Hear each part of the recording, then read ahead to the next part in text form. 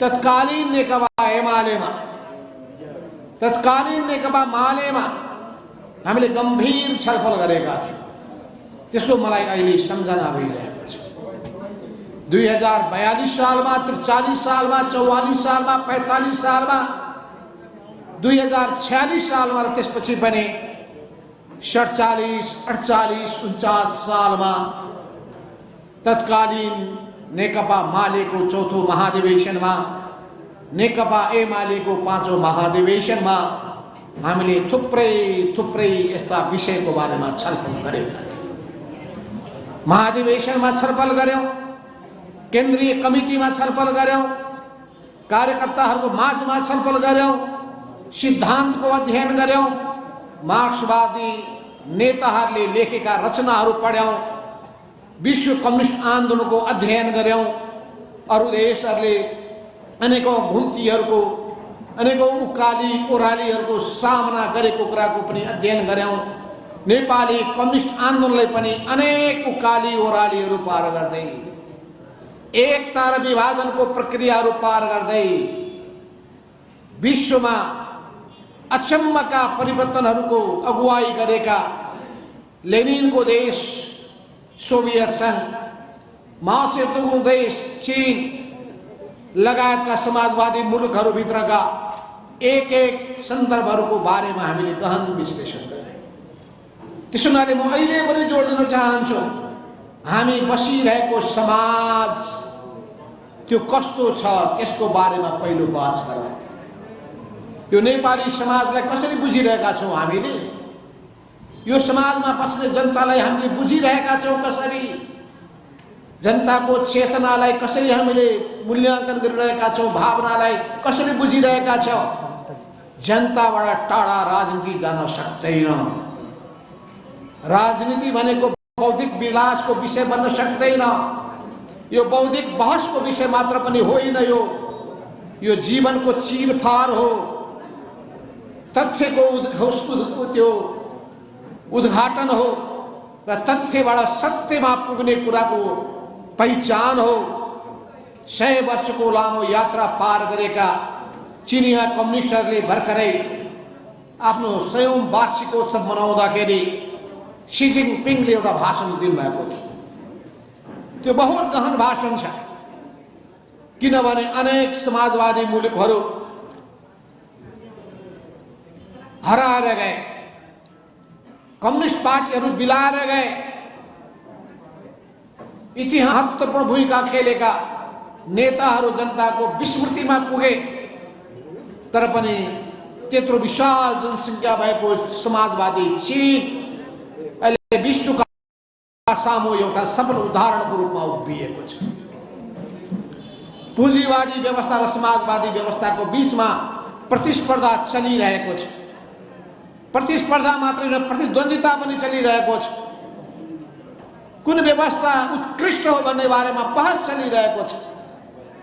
समाजवादको युग सकियो भन्ने, समाजवादको अवसान भयो भन्ने विश्वभरिका पुँजीवादीहरू समाजवादको चम्किरहेको भविष्य देखेर चकित भइरहेका छन्। यो दुईटै व्यवस्था बीचको रहेको भिन्नता के हो? समाजवादले जनतालाई केन्द्रबिन्दुमा राख्दछ, जनताको हित र कल्याणलाई केन्द्रबिन्दुमा राख्दछ, जनताको मुक्तिलाई केन्द्रबिन्दुमा राख्दछ, बसिरहेको समाजको परिवर्तन रूपान्तरणलाई केन्द्रबिन्दुमा राख्दछ। पुँजीवादले मुनाफालाई केन्द्रबिन्दुमा राख्दछ, जनतालाई मालको रूपमा प्रयोग गर्न चाहन्छ, जनतालाई उपभोग्य वस्तुको रूपमा प्रयोग गर्न चाहन्छ। समाजवाद र पुँजीवादमा रहेको भिन्नतालाई पहिले बुझौँ। समाजवादभित्र अनेक खालका दृष्टिकोणहरू कम्युनिस्ट आन्दोलनभित्र छन्। यसैलाई भनिन्छ उग्रवामपन्थी दृष्टिकोण, यहीँभित्र भनिन्छ दक्षिणपन्थी दृष्टिकोण, यहीँभित्र भनिन्छ अलमलमा परेको दृष्टिकोण, यहीँभित्र भनिन्छ कार गर्दै निरन्तर विकसित हुँदै गइरहेको दृष्टिकोण।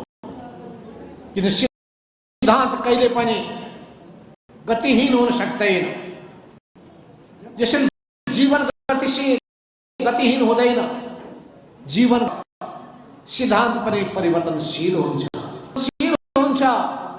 जीवनको आधारमा सिद्धान्तले पनि आफ्नो स्वरूप परिवर्तन गर्नुपर्छ। यो जीवन र सिद्धान्तको बारेमा के भनिएको छ थाहा छ? यो सिद्धान्तको रङ बनेको रहेछ, तर व्यवहारको रङ के हुँदो रहेछ भन्दाखेरि हरियो हुँदो रहेछ। यो कुरालाई बुझ्नु पर्यो। मार्क्सवादी नेताहरूले भनेका छन् व्यवहारको रङ जहिले पनि हरियो हुन्छ, सिद्धान्तको जहिले पनि रङ खैरो हुन्छ। त्यसैले सिद्धान्तको कसी के हो? व्यवहार हो। व्यवहारमा बुझ्नुपर्ने कुरा के हो? जनताले हाम्रो भाषा बुझ्छन् कि बुझ्दैनन्? जनताहरूले हामीलाई पत्याउँछन् कि पत्याउँदैनन्? जनताहरू हाम्रो पछि पछि लाग्छन् कि जान लाग्दैनन्? जनताले गर्छन् कि गर्दैनन्? जनता हाम्रो आह्वानमा मर्न मिट्न तयार हुन्छन् कि हुँदैनन्? परिवर्तनका ठुल्ठुला ज्वार भाटाहरूमा उनीहरू हुमिन तयार हुन्छन् कि हुँदैनन्? माओ सेतुङले भन्नुभएको थियो कि पहाडलाई उल्टाउने र समुद्रलाई को छाल पैदा गर्ने त्यो आँटका साथ कम्युनिस्टहरू अगाडि बढ्दाखेरि जनताका साथमा अगाडि बढ्छन् कि बढ्दैन? हो, कमल मदन भण्डारीले त्यो मूल कડીलाई समात्नु भयो। जनता, मात्र जनता नै इतिहासका निर्माता हुन्। जनता र मात्र जनता नै हाम्रो राजनीतिको केन्द्रबिन्दु हो। जनताको नाडी छाम जनताले के भनिरहेका छन् त्यो पनि बुझ। शासकहरूलाई पनि सत्तामा बसेका जुनसुकै पार्टीका नेतालाई पनि सन्देश हो। जनताको मन बुझ्न सक्नु भएन भने, भावना बुझ्न सक्नु भएन भने, एकहोरो गीत गाउनु भयो भने तपाईलाई जनताले पत्याउँदैन। गफाडीको गफलाई जनताले पत्याउँदैनन्। व्यवहारमा परिणाममा देखिएको कुरालाई मात्रै पत्याउँछन्। त्यस हुनाले कुनै ठाउँमा कम्युनिस्ट पार्टी, बुर्जुवा पार्टीबाट पराजित हुँदो रहेछ। जनताको जसले नाडी छामेको छ त्यो ठाउँमा कम्युनिस्ट पार्टीले सबै पार्टीलाई पराजित गर्दो रहेछ। एकचोटिको पराजयले पुग्दो रहेनछ।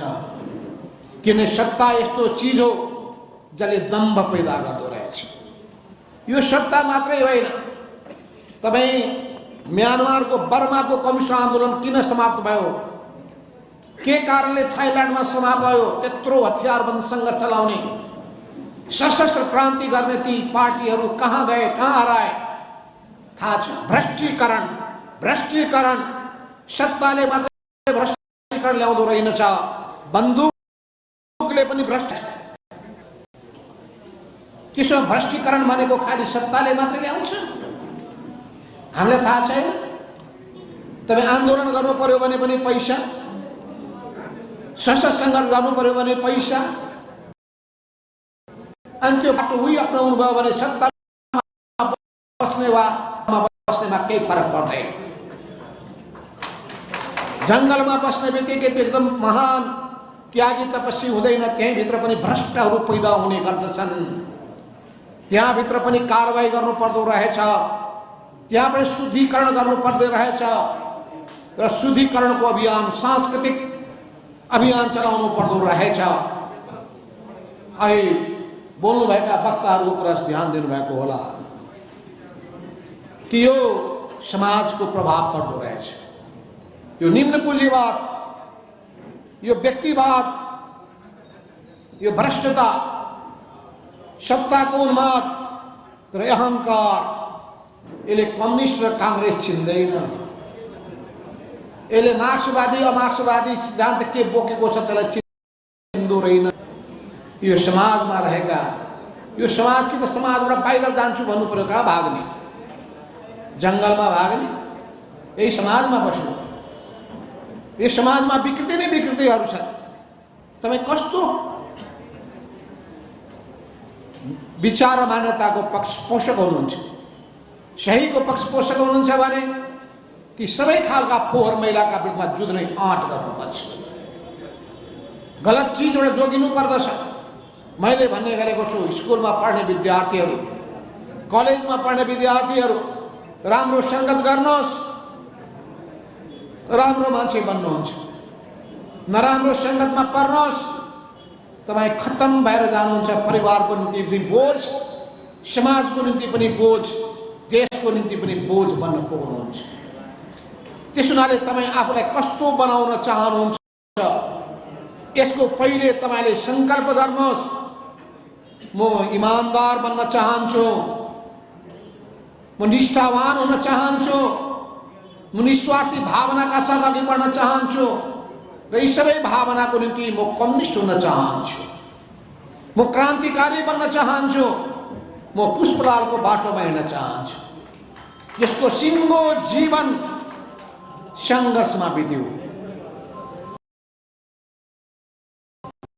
मार्क्सवादी नेता, म पनि स्कुलिङबाट आएको मान्छे।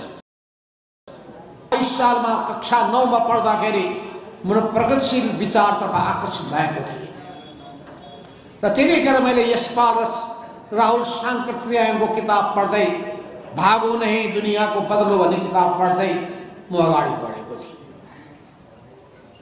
त्यसो म तपाईँहरूलाई भन्न चाहन्छु, अहिले पहिले आफूलाई बदलिनुहोस्, तपाईँ समाजलाई बदलिन सक्नुहुन्छ। तपाईँ आफूलाई बदलिन सक्नु भएको छैन भने तपाईले समाजलाई बदलिन सक्नुहुन्न।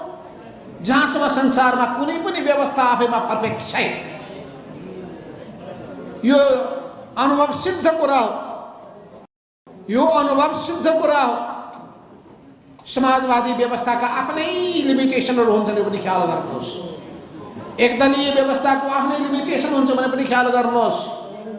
अनि बहुदलीय व्यवस्थाका आफ्नै दुर्बलताहरू हुन्छन्, त्यो पनि ख्याल गर्नुहोस्।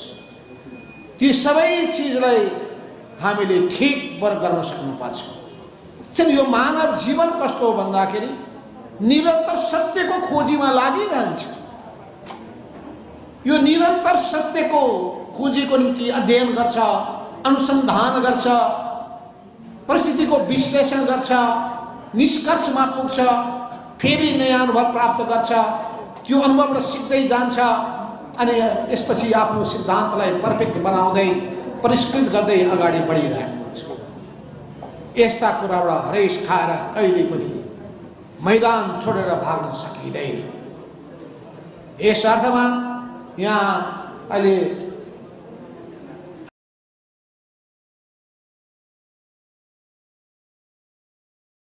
हाम्रो धर्म धर्मेन्जीलाई बस्नुहोस् मैले भन्न खोजेको थिएँ। धर्मेन्जीको अझै उग्र वामपन्थी ढङ्गढङ्गी बाँकी नै छ।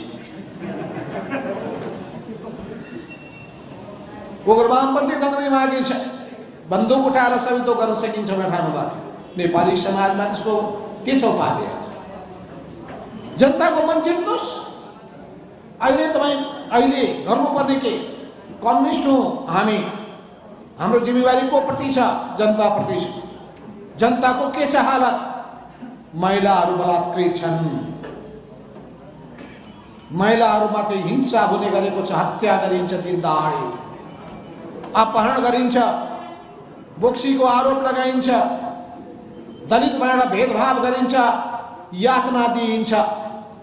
आज मेरो घरमा एकजना सामान्य गरिब किसान महिला आएकी थिइन्। 2 लाख रुपियाँ ऋण लिएकी रहेछन् उनले। 14 लाख रुपियाँ तिरिसकिन्। अर्को 18 लाखको चाहिँ जग्गा त्यो सुदखोरले कब्जा गर्न खोजिरहेको छ। भौतारी रहेकी छिन् न्यायको लागि। यता जान्छन् न्याय पाउँदैनन्, उता जान्छन् न्याय पाउँदैनन्। कम्युनिस्ट पार्टीको सरकार छ, त्यही पनि कोही सुन्दैन। सत्तामा कम्युनिस्टहरू छन्, सुन्दैनन्। समाजमा कम्युनिस्ट पार्टी छ, कोही सुन्दैनन्। गाउँ गाउँमा पार्टीका संगठन छन्, कोही सुन्दैनन्। किन यस्तो भइरहेको छ? के सत्तालाई दोष दिएर मात्रै हुन्छ? सरकारलाई मात्रै दोष दिएर हुन्छ? हाम्रो कर्तव्य के? हामी कम्युनिस्ट पार्टीका नेता कार्यकर्ताको कर्तव्य के? हाम्रो पार्टी संगठन जनवरीय संगठनको कर्तव्य के? त्यो विषय लिएर आन्दोलनको ज्वालामुखी गर्नु उठाउन सकिँदैन? गाउँ गाउँबाट त्यस्ता सुदखोरहरूका विरुद्धमा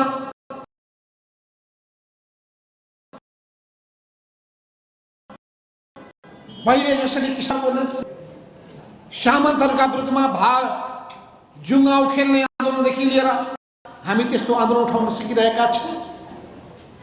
त्यसैले प्रश्न हामीले आफूसँग सोध्नु पर्दछ, हामीले आफ्नो कर्तव्य कति पुरा गर्यौँ, जनतासँग कति जोडियौँ, जनताको पीर मार्कालाई कतिको ध्यान दियौँ, जनताको पीडा पोलिरहेको छ, जनताको वेदनाले हामीलाई कति तडपाइरहेको छ कि हामीले आफूलाई सोध्यौँ।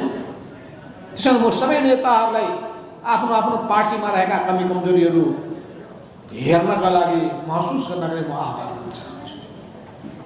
तब नै त्यो पार्टी जनताको पार्टी हुन सक्दछ, तब नै त्यसले जनताको मन र विश्वास जित्न सक्दछ। क्रान्तिकारी भाषणले जनताको मन जित्न सकिँदैन, क्रान्तिकारी कामले मात्रै विश्वास जित्न सकिन्छ। कुरा त हामी ठुल्ठुला गर्छौँ,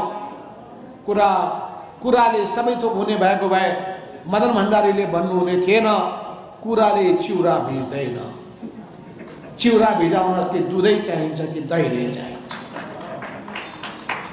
त्यसैले हामी काम जनताको पीडालाई बुझौँ र त्यो कामको निम्ति हामी त्यो कामको कसीमा खरो उत्रिन सकेका छौँ कि छैनौँ, हामी आत्मसमीक्षा गरौँ। सुन, हाम्रो चिन्तनमा कहाँ छन् समस्या, हाम्रो दृष्टिकोणमा कहाँ छ समस्या, हाम्रा सैद्धान्तिक मान्यतामा कहाँ छन् समस्या र हाम्रा वैचारिक मान्यतामा कहाँ छन् समस्या। हामीले देशको समस्यालाई कति बुझ्न सकेका छौँ, हाम्रा सामु के सङ्कटहरू रहेका छन्, नेपाली समाजलाई रूपान्तरण गर्नका लागि लाग्नुपर्ने कुरा केहरू हुन्। आजको समाजको प्रधान अन्तर्विरोध के हो, नेपाल राष्ट्रको अन्तर्विरोध कोसँग छ, त्यो अन्तर्विरोधलाई कसरी ट्याकल गर्नुपर्ने हो, त्यसको निम्ति कुन तरिका अवलम्बन गर्नुपर्छ, यी जम्मै कुराको पुरै सङ्गति मिलाउन सक्नु पर्दछ। त्यस हुनाले मैले भने व्यवहारको रङ हरियो हुन्छ, सिद्धान्तको रङ त खैरो हुन्छ, आयो हुँदैन, जे बोले पनि भयो। त्यस हुनाले कुरोले हुँदै यस अर्थमा आज एमाले होस् या अरू कुनै पार्टी हो, सबैले आत्मसमीक्षा गर्नुपर्ने बेला आएको छ, आत्मविश्लेषण गर्नुपर्ने बेला आएको छ।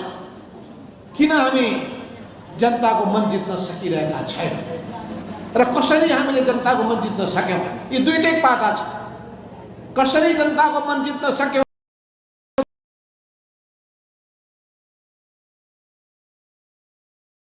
राम्रा कुरा जनता कसरी टाढिँदै गइरहेका छौँ, जनता किन हामीलाई आलोचना गरिरहेका छन्, किन हामी प्रति गुनासो गरिरहेका छन्, किन हामीलाई कतिपय ठाउँहरूमा घृणा गरिरहेका छन्, कि हामीले आत्मसमीक्षा गर्नु पर्दैन हो। यी सबै कुराको बारेमा आत्मसमीक्षा। त्यसो हुनाले हाम्रो सङ्कट हाम्रो बुझाइमा रहेको छ, हाम्रो बुझाइमा सबभन्दा ठुलो सङ्कट रहेको छ। हामी आफू बसेको परिवेशलाई चिनौँ, संसारलाई चिनौँ। त्यसो हुनाले कार्ल मार्क्सले के गर्नुभयो थाहा छ, संसारलाई चिन्न खोज्नुभयो उहाँले, संसारको व्याख्या गर्न खोज्नुभयो उहाँले। संसारका विद्वानहरूले एक एक गरेका अहिलेसम्मका अध्ययन अनुसन्धानहरूको गहन अध्ययन गर्नुभयो उहाँले, र त्यो गहन अध्ययनको आधारमा उहाँले निष्कर्ष भयो सिद्धान्तको, र उहाँले घोषणा गर्नुभयो विश्वका श्रमजीवी जनताहरू एक हौ। उहाँले भन्नुभयो तिम्रा निम्ति गुमाउने जन्जिर बाहेक केही पनि छैन, पाउनका लागि संसार छ। कडपुष्पलालले त्यही बाटो समात्नु भयो र कम्युनिस्ट घोषणा पत्रको नेपाली पहिलो अनुवाद गर्ने काम उहाँले गर्नुभयो। उहाँले कम्युनिस्ट पार्टीको घोषणा पत्र प्रकाशित गर्नुभयो, कम्युनिस्ट पार्टीको स्थापना हुने बित्तिकै पहिलो पर्चा पनि भयो। क्रान्ति बाटो नभएका मान्छे, दिशा समात्न नसकेका मान्छेहरू भौतारिन्छन्। जस्तो अँध्यारो रातमा तपाईँलाई टर्चले बाटो देखाउँछ, त्यसै गरी यो विशाल संसारमा अगाडि बढ्नका लागि सिद्धान्तले तपाईँलाई बाटो देखाउँछ। सही सिद्धान्त अवलम्बन गरेर बाटोमा अगाडि बढ्न सक्नुहुन्छ। होइन त्यस्तो भएन भने तपाईँ त्यत्तिकै अँध्यारोमा रुमलिरहनुहुन्छ, गन्तव्यमा पुग्न सक्नुहुन्न, लक्ष्य भेदन गर्न सक्नुहुन्न, तपाईँ सफलता हासिल गर्न सक्नुहुन्न। अहिलेको राजनीतिक समस्या के हो? अहिलेको राजनीतिक समस्या के हो? के निर्वाचनबाट भागेर हुन्छ? जनताको समर्थन कता छ भने त्यो एउटा थर्मामिटर हो, ब्यारोमिटर हो। त्यसो हुनाले जहाँ जनता छन् त्यहाँ पार्टी हुनै पर्छ। लेनले त्यसो भएको हुनाले 1905 भन्दा तपाईँलाई थाहा छ होला, पछि दुमामा भाग लिने कुराको सन्दर्भ भन्नुभयो। यो बुर्जुवा संसदमा भए पनि यसमा हामीले जानुपर्छ, भाग लिनुपर्छ, जनतासँग जोडिनु पर्दछ, जनताको मन जित्नु पर्दछ, जनताको भनाइ के हो त्यो सुन्नु पर्दछ, जनता कुन भाषा बुझ्छन् त्यो भाषा बोल्नु पर्दछ। जनताले बुझ्दैन बुझ्ने भाषा बोलेको छ, जनताले पत्याउँदै हामी पनि त्यही भाषा बोल्थ्यौँ पहिले। जनवाद जनवाद भन्यो, कहाँको जनवाद हो? सबैले बुझ्ने भनेको प्रजातन्त्र प्रजातन्त्र, हामी भन्छौँ जनवाद, कोही बुझ्दै बुझ्दैन। हाम्रो सिद्धान्तले भन्छ जनवाद भन्नुपर्छ, प्रजातन्त्र भन्नु हुँदैन भने सिद्धान्तले भन्छ। अब बुझ्ने भाषा त प्रजातन्त्र हो कि प्रजातन्त्र नभए काङ्ग्रेस ताने भनेपछि हामीले पनि प्रजातन्त्र शब्दको प्रयोग गर्न थाल्यौँ, छोडिदियौँ हामी। त्यो प्रजातन्त्र भनेको राजाको भएको हुनाले प्रजा हुन्छ, प्रजातन्त्र भएको हुनाले प्रजातन्त्र हुन्छ। अङ्ग्रेजी अनुवाद गर्यो डेमोक्रेसी नै हुँदो रहेछ जेको पनि।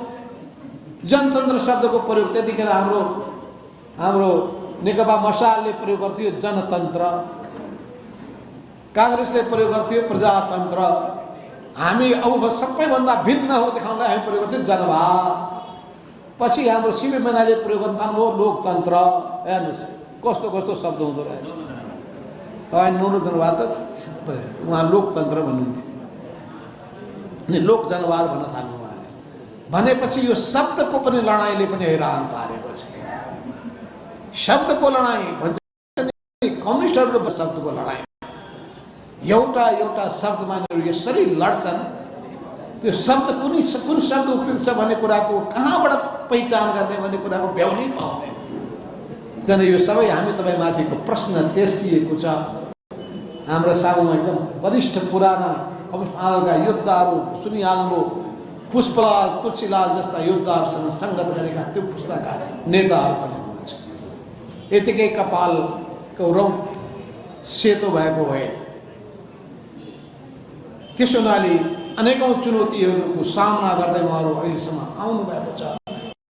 पार्टी हराएर गएको छ। नेपालमा कम्युनिस्ट पार्टी जिउँदैछ। जनताले अझै पनि कम्युनिस्ट पार्टीको नाम मन पराउँछन्, कम्युनिस्ट सिद्धान्तलाई मन पराउँछन्, कम्युनिस्टहरू असल हुन्छन् भन्ने ठानिरहेका छन्। त्यसलाई हामीले कसरी जोगाउने हो ठुलो चिन्ता हामीलाई छ। तर हामीले बाटो बिरायौँ भने, हामी भ्रष्टीकरणमा गयौँ भने, बुर्जुवाभन्दा भिन्न भएनौँ भने, पैसाको निम्ति स्वार्थको निम्ति निर्लिप्त भयौँ भने, सुविधाको निम्ति मरिहत्ते गर्न थाल्यौँ भने हाम्रो पनि हविगत उस्तै हुन्छ। यो सरकार चुनावमा भाग लिएर मात्र मैले भनिहालेँ, जङ्गलमा बस्दा पनि मैले देखेको छु। म्यानमारको कम्युनिस्ट पार्टी किन खत्तम भयो भन्दाखेरि ती बन्दुकहरू उठाउनेहरूले पैसा उठाउँदा रहेछ, ठेकदारसँग पैसा असुल गर्दा रहेछ, पसलेसँग पैसा असुल गर्दा रहेछ, कर्मचारीसँग पैसा असुल गर्दा रहेछ। अनि सबै असुल गरिसकेपछि त्यो व्यापारीले मुनाफा कमाउनै पर्यो, अनि त्यो व्यापारीको रक्षा गर्दा रहेछ। भनेपछि त कुरो त उही हो। सत्तामा बसे पनि उही भयो, बन्दुक समातेर जङ्गलमा बसे पनि कुरा उही हो। फरक पर्यो। आन्दोलन गर्नु छ, आन्दोलन गर्दाखेरि पैसा चाहियो। त्यसैले यो पैसाको प्रभावलाई घटाउने कसरी हो? अहिलेको यो चुनावले भ्रष्टीकरण बढाएको छ, मान्छेलाई बिगारेको छ, नेतालाई बिगारेको छ, प्रवृत्ति बिगारेको छ। त्यसो हुनाले पैसाको प्रभावलाई घटाउने कसरी? बिना पैसाको चुनाव त्यो पनि सम्भव छैन। अनि त्यसो पैसाबाट थाहा छ, पैसाबाट हाय तोबा भएर एकचोटि लेनले पैसै हटाइदिनु, पैसै सिधाइदिनु। यो मुनिले पैसा बन्नबाट बार्टर सिस्टममा गयो त्यो संसार रुस। पछि हे पैसा त चाहिँदो रहेछ, कमसेकम यो उसको लागि ट्रान्जेक्सनको लागि त चाहिँदो रहेछ भन्ने कुरा भयो। यसको पनि बेग्लै इतिहास छ, मैले त्यसमा जान चाहन्न। किन पैसाको उत्पत्ति भयो, किन नोटको उत्पत्ति भयो, कतिखेर पहिले कसरी व्यापारहरू विकसित हुँदै गए, व्यापार कसरी फस्टाउँदै गए, यसमा पनि जाउँला। व्यापारको मुनाफा कति हुनुपर्दछ, मुनाफा हुन्छ कि हुँदैन, मुनाफाको अर्थ कति हुन्छ, मुनाफाले के गर्छ, यो सबै पनि बहसको विषय हामी पनि गरौँला। इकोनोमिक्सले त्यो नियम बताएको छ, अदम स्मिथको नीति होइन। मार्क्सले बताउनु भयो यो सरप्लस भ्याल्युको सिद्धान्त हामी मान्दैन, स्वीकार गर्दैन। म ती सबै विषयमा जान चाहन्छु। म यति भन्न चाहन्छु, अहिले नेकपा एमाले भित्रको सङ्कट, नेकपा एमाले भित्रको सङ्कट के भएको थाहा छ? पछिल्लो सङ्कट हिजो महामहिम श्री 5 महाराज राजबाट अभिव्यक्ति आयो। माधव नेपाल लगायत मान्य सदस्यहरूमाथि जति पनि गरिएको छ स्पष्टीकरण त्यसलाई आम माफी दिइन्छ। Amnesty is granted. कति हामी गदगद महाराजा धीराज उवाच, हामी गदगद भयौँ। वाह वाह वाह, हाम्रो महाराज कति खुसी भएछन्, हामीलाई आम माफी मिलेछ। नाच्नु पर्ने भयो, खुसी हुनुपर्ने भयो, यही हो प्रवृत्ति। यसैलाई कम्युनिस्ट प्रवृत्ति भनिन्छ। स्पष्टीकरण सोध्नु गल्ती भयो, मैले त्यो हतार गरेँ, त्यो मैले फिर्ता लिएको छु भनिदिएको भए के हाइट घट्थ्यो, मर्यादा कम हुन्थ्यो? उस्तै छ। तराईतिर भन्छन् एउटा, रस्सी जल गई ऐठन न गई। नेपालीमा के भन्छन्? डोरी जल्यो तर त्यो डोरी बाटिएको, त्यो डोरीको त्यो गाँठो जो उस्ताको त्यस्तै।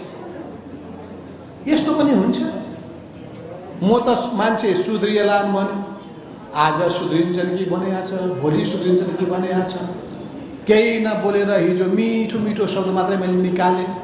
हिजो पुष्पलाल स्मृति दिवसको चाहिँ त्यहाँ चम्पादेवीमा भएको कार्यक्रममा पनि एउटा शब्द पनि तलमाथि ननिस्कोस् है भनेर सोचेँ। एकतामा असर पर्ला भनेर साथीहरू कत्रो सङ्गीत भएर छेउमा बस्नुभएको छ, इसारा गर्दै हुनुहुन्छ, कम्रो ख्याल गरेर बोल्नु होला भनेको छ। ख्याल गरेर बोलिरहेको छु। यो जिब्रो, यो हाडले छेकेको हुँदैन उसले जिब्रोले त त्यत्तिकै जे पाएको जिब्रो चलिरहन्छ। त्यसो हुनाले के भन्छ जिब्रो लगिन्छ, जिब्रो आएपछि बाबरी कह गए बात बवाल खान्छ, मार खाएको। त्यसो हुनाले जिब्रोले बोलिदिइहाल्ला कि भने कत्रो त्राणमा। दिउँसो म भक्तपुरमा गएँ, 1001 सदस्य पिपुल्स भोलिन्टियर। मैले भने डन प्रवृत्ति नसिक्नु, सताउने काम नगर्नु। अहिले माधव नेपालको वरिपरि घरको वरिपरि गएर चाहिँ त्यो बाँदर जुलुस निकाल्ने बाँदरे प्रवृत्ति नबोक्नु। माधव नेपालको घरको छेउमाको रिङ रोडमा बस्दाखेरि मारमुङ्ग्रीहरू 25 जनाको सङ्ख्यामा राति 10 बजे पुगेका थिए। म ठ्याक्क त्यो ठाउँबाट तल झर्दाखेरि यसो हेरेको त बाफ रे बाफ, उपर खुट्टी लगाएर मोटरसाइकलमा बसेका जम्मै माधव नेपाललाई तर्साउँछु। तर्सिने मान्छे कस्ता कस्ता त कहाँ गए, अनि यिनीहरू आएर माधव नेपाल तर्साउने। कोही तर्सिनेवाला छैन। हामी विशेष धातुले बनेका मान्छे। स्टालिनले भन्नुभएको छ कम्युनिस्टहरू विशेष धातुले बनेका हुन्छन्। यो सबैलाई चेतना भयो। त्यसो हुनाले बादशाहलाई घोडाबाट तल झारेपछि बल्ल तै पनि हुँदो रहेनछ। त्यो अहङ्कार कस्तो हुँदो रहेछ भने अघिको प्रवृत्ति मैले भनिहालेँ, धेरै बोल्न चाहन्न। किन हामी चाहन्छौँ सिङ्गो कम्युनिस्ट पार्टीलाई त हामी एकताबद्ध बनाउन चाहन्छौँ। सिङ्गै पार्टी एकताबद्ध हुन सक्दैन भने पनि सहकार्य गरेर जान चाहन्छ। मत भिन्नताको बिचमा पनि एकताका सम्भावनाको खोजी गर्छ। किनभने एक भारी इस्युहरू छन्। राष्ट्रियताको विषय छ, लोकतन्त्रको विषय छ, जनजीविकाको विषय छ, जनताका पीर बाँडकाको विषय छ, भ्रष्टाचारको विषय छ, सुशासनको विषय छ, जनताको कामकाज छिटो होस् भन्ने विषय छ, अनि विकास निर्माणको कामले गति ल्याओस् भन्ने विषय छ। नेपाली युवाहरूको विदेशीमा लग्नु छ त्यसलाई रोक्नुपर्ने, रोजगारी देशमा हामीले सृजना गर्नुपर्ने विषय छ। साधन स्रोतको अधिकतम सदुपयोग हुन सक्ने विषय छ। पर्यावरणको रक्षा गर्नुपर्ने विषय छ। समाजका सबै वर्ग तहका आफ्ना पीडा वेदनाहरूलाई सम्बोधन गर्नुपर्ने विषय छ। ती गरिब निपुखा बेसहाराहरू, ती अल्पसङ्ख्यक जनजातिहरू, आदिवासी जनजातिहरू, ती ती विभिन्न अपाङ्गतादेखि लिएर अनेक समस्यामा झेलिएका बुढापाकादेखि लिएर भर्खर जन्मेका बालबालिकाहरू टुहुराहरू ती सबैका विषयहरू छन्। यी सबै विषयमा हामी मिलेर जान सक्ने अवस्था छैन। जनताको विषयमा, राष्ट्रको विषयमा हामी एकताबद्ध हुने हो। यो जनता र राष्ट्रभन्दा भिन्न अरू केही पनि छैन। जम्मै सिद्धान्त जन्मिन्छन् राष्ट्रको लागि, जनताको लागि। सिद्धान्तको एउटै उद्देश्य हुन्छ भएको गलत व्यवहारलाई बदलाव।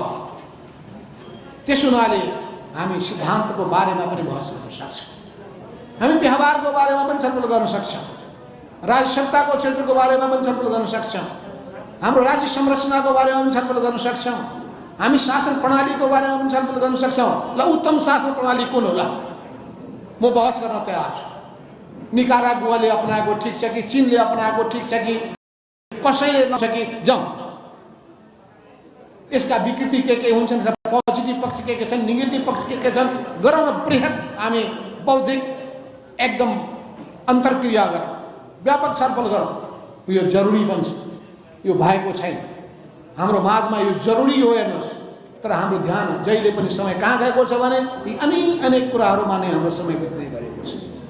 त्यस हुनाले हाम्रो ध्यान यी नै विषयहरूलाई मसिनो गरी केलाउने र विश्लेषण गर्ने कुरामा जानुपर्ने जरुरी छ। म यति भन्न चाहन्छु, अवश्य पनि अहिले चाहिँ दलाल पुँजीपति वर्ग अनि दलाल पुँजीपति वर्गहरूमध्ये पनि यसलाई भन्छन् आसेपासे पुँजीवाद, क्रोनिक क्यापिटलिजम अनि ब्युरोक्रेटिक क्यापिटलिजम, यो नोकरशाही पुँजीवाद, दलाल पुँजीवाद, आसेपासे पुँजीवाद, यसले गाँजेको र त्यो चिजबाट यदि हामीले यो शासन प्रणालीलाई मुक्त गर्न सक्ने हो भने, यसको लोकतान्त्रिकरण गर्न सक्ने हो भने, त्यस हुनाले जनताको बहुदलीय जनताको विचार मदन भण्डारीले भन्नुभएको थियो, कम्युनिस्ट पार्टीको लोकतान्त्रिकरण, पार्टी लोकतान्त्रिक विधिबाट चलिरहेको छ कि छैन त्यसको सुनिश्चितता गर्नुहोस्। कम्युनिस्ट पार्टीभित्र बृहत छलफल बहस हुने गर्छ कि गर्दैन त्यसलाई सुनिश्चित गर्नुहोस्।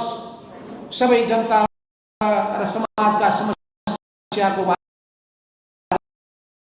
बारेमा गर्ने कुनै ज्ञान यी सबै त्यहाँ मन्थन गर्नु चाहिँ गरौँ न, त्यसमा विचार गर्नुहोस्। अनि उहाँले भन्नुभएको थियो दोस्रो कुरो, यो समाजको लोकतान्त्रिकरण गर्ने कुरामा ध्यान दिनुहोस्। यो समाजमा भएका जति पनि अलोकतान्त्रिक प्रवृत्ति छ यी सबैलाई हटाउनुहोस्। जनताको त्यो तल्लो हिस्सा जो शिर निहुराको थुक निलेर बसेको छ, तिनको शिर ठाडो पारेर उभिने स्थिति बनाउनुहोस्। र यो हाम्रो शासन राज्य व्यवस्था यसको पनि लोकतान्त्रिकरण गर्ने कुरोमा लाग्नुहोस्। यी तीनटैको लोकतान्त्रिकरण गर्न सकियो भने मात्रै हुन सक्दछ। को बीचमा जाने माध्यमहरू के छ त? कसैलाई अधिकार वञ्चित गर्न सक्नुहुन्छ? जनताबाट निषेध गरिदिनुहोस् न। बन्दुकबाट किन निषेध गर्नुहुन्छ? कानुनबाट किन निषेध गर्नुहुन्छ? कानुन भनेको देशघाती काम गर्छ भने अनि त्यस्तो बदमासी गर्छ भने बरु सुट गरिदिनुहोस् त्यसलाई। त्यो बेग्लै कुरा भयो। तर सङ्घ संस्था विचारको आधारमा बन्छ र विचारको आधारमा सङ्गठनको निर्माण हुन्छ। धेरै जनताले मन पराउने विचार, त्यो विचारलाई बोक्ने सङ्गठन। तर आज हामीले देख्यौँ यत्रो बहुमत प्राप्त गरेको कम्युनिस्ट पार्टी 121 ठाउँबाट सिटबाट घट्दा 83 मा पुगेको छ। अझै कति घट्ने हो ठेगान छैन।